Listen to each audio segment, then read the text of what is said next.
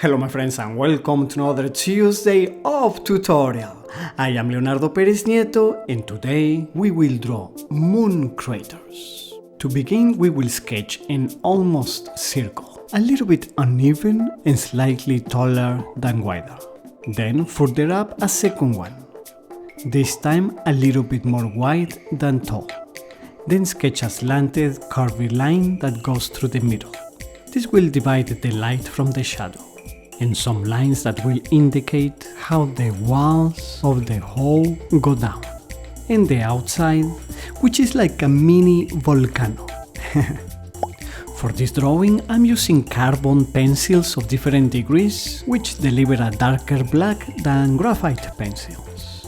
With this we do the side in shadow and the rocky texture of the moon. The list with all the materials that I am using for this drawing is in the description below the video. The lower area of the hole is the darkest spot. With that kneaded eraser I clean up a little bit the upper part because I will apply some white, and if there is black it gets muddy. With this pencil we can do the light reflections. Our illumination is coming from the left and a little bit high, therefore the areas of the moon on the left of the holes are lighter and there should be a dark shadow on the right. To get rid of the texture of the paper inside the holes, I use a blending stump. If you would like to help me translating this video into your language so that a lot of people in your country can benefit, and I will appreciate it a lot, it is fun and easy. The instructions are also in the description below the video. We draw little rocks, dust and crevices, and a few little holes.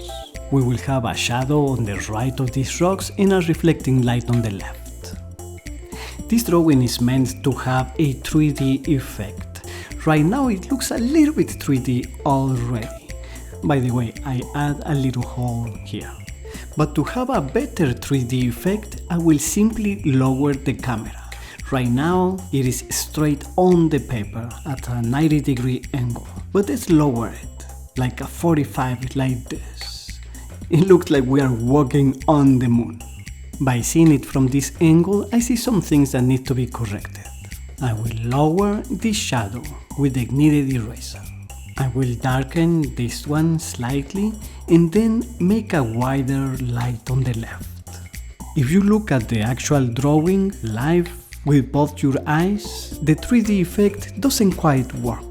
For it to work, you can look at it through the camera, like now that we are moonwalking, or you can shut one eye. I recommend not shutting both your eyes because then you cannot see the 3D effect either. And it's ready!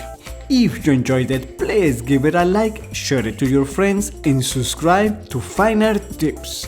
And I will see you on Tuesday.